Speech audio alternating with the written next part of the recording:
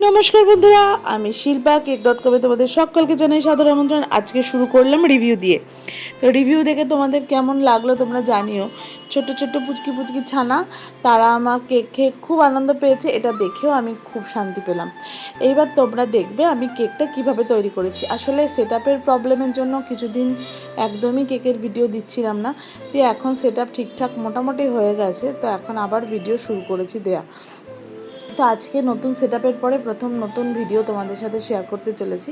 তো এই কেকটা দেখো, এটা ছিল ফুল চকলেট কেক। আমি ভেতরটাতেও চকলেট দিয়ে করেছি, কিন্তু তোমাদেরকে আর ওইটুকু শেয়ার করিনি যে প্রত্যেকবার একই জিনিস শেয়ার করতে আর ভালো লাগে না। আর তোমরাই বা কি একই জিনিস দেখবে, এরপর থেকে শুধু ডেকোরেশনটাই দেখাবো। তো দেখো আমি এখানে কতটা পরিমাণে চকলেট দিচ্ছি। তোমরা যখনই বলো না যে দিদি একটু কম নাও, তখন তোমরা কি কেউ ভাবো যে আমি এতটা চকলেট দিই বলে এতটা দাম নিই? তার থেকে এরপর থেকে তাহলে যারাই আমাকে বলবে যে একটু কম নাও, তাদেরকে আমি কিন্তু একটু করে চকলেট কম দেবো। হ্যাঁ, কিছু মনে করবে না তো তখন? জাস্ট ইয়ার্কি মারলাম, একটু যোগ করলাম।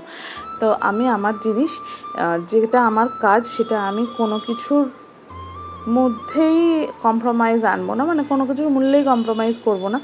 তাতে 10 টাকা যদি আমি বেশি নিই, তাও আমি ভালোটাই দেবো। আমি খারাপটা দিয়ে কম দাম আমি এইভাবে করতে পারবো না। কারণ একটা জিনিস আমি দেখেছি এই আজকে এত বছর ধরে কেক বানিয়ে, যে তুমি যদি তোমার কোয়ালিটিটা মেনটেন না করতে পারো, তাহলে আর কেক বানিয়ে লাভ নেই। কারণ খারাপ কোয়ালিটির কেক তো সব জায়গায় পাওয়া যাবে, দু একটা তুমি খুঁজলেই পাবে যে কম পয়সা 100-150 টাকায় কেক।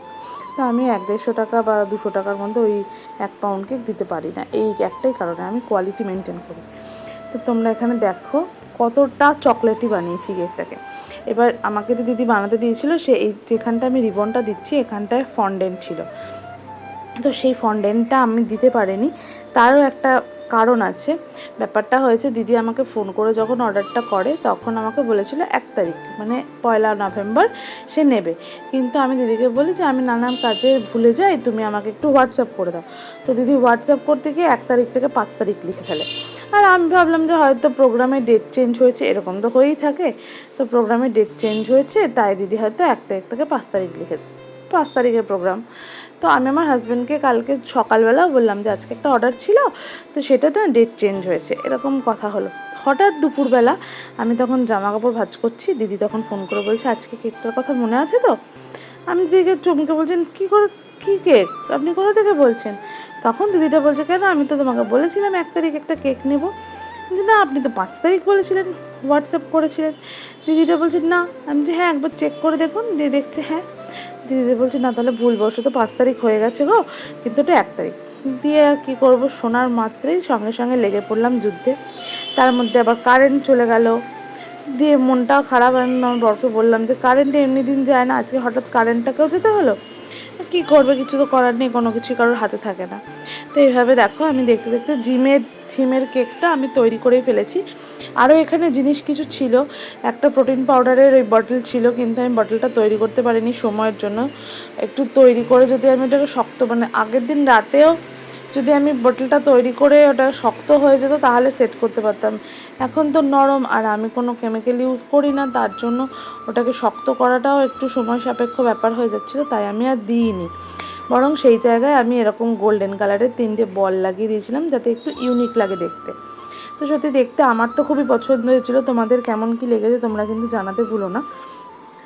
এইবার আমার মনে হচ্ছিলো ওপরটা একটু গোল্ডেন কিছু দিলে ভালো লাগবে। গোল্ডেন স্প্রিঙ্কলসও ছিল, কিন্তু মনে হলো যে স্প্রিঙ্কলস আবার গোল্ডেন দেবো। দিয়ে তারপর হঠাৎ মনে হলো যে ফ্লেক্স দিতে পারি, ফ্লেক্স দিলাম। গোল্ডেন ফ্লেক্স দিয়ে একটু ইউনিক ডিজাইনের মতো, মানে একটু কেকটাকে না ইউনিক লাগে ফ্লেক্স দিলে। কিছু কিছু ক্ষেত্রে আমি এরকম বর্ডার লাইন ধরেও, ওপরের বর্ডার লাইন ধরেও না ফ্লেক্স দিই, আমার ওটাও খুব ভালো লাগে দেখতে। তো এইসব দেওয়ার পরে আমার হঠাৎ মনে হলো, হাই তুলে ফেললাম দেখলে তোমাদের সাথে গল্প করতে করতে। তো হঠাৎ আমার মনে হলো যে একটু বর্ডার দিলে ভালো হয়। অ্যাকচুয়ালি আমি না একটু বর্ডার পছন্দ করি, যার জন্য আবার একটু বর্ডার দিলাম। আর পাশ থেকে দেখছো পুরুক পুরুক যাচ্ছে, পুরুক পুরুক আসছে, মানে যে ঘরে আমি কেক বানাচ্ছি সেই ঘরে সবার আসতে হবে।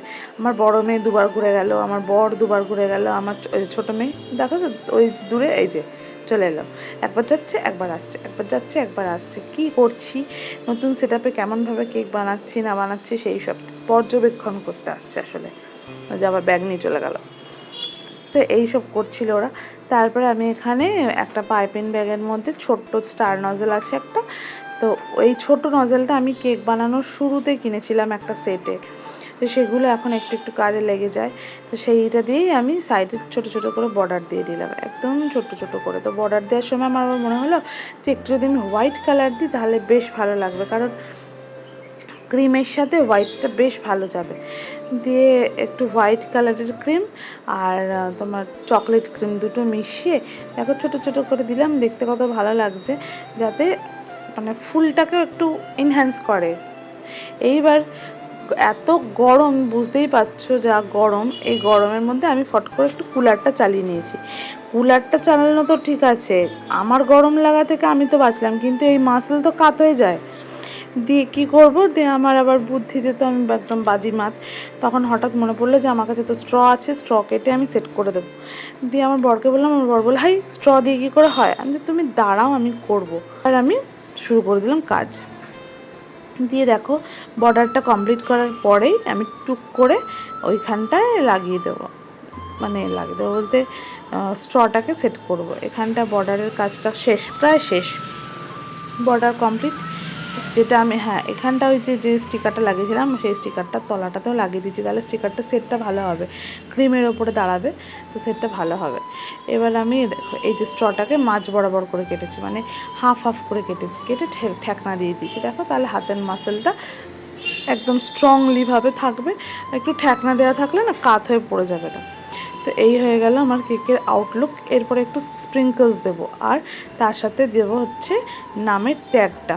তো আমাকে যেভাবে নামটা বলেছিল আমি একটু আমার মতো করে দিচ্ছি, ব্যাপারটা পুরোটাই আমি আমার মতো করে করেছি, আমাকে থিমটা দিয়েছিল।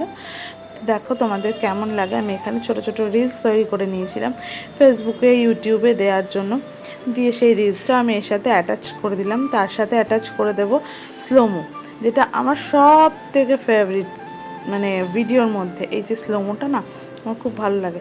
আর পিছনে যেখানে বড় মার আশীর্বাদ থাকবে সেখানে কেক ভালো হতেই হবে, তাই না? তোমাদের কি মন্তব্য তোমরা জানিও। তো আজকের মতো টাটা বিদায়। রিভিউটাও দেখো, রিভিউটাও আমি সাথে দিয়ে দিলাম, আর বলবে Radhe Radhe. Thanks for watching.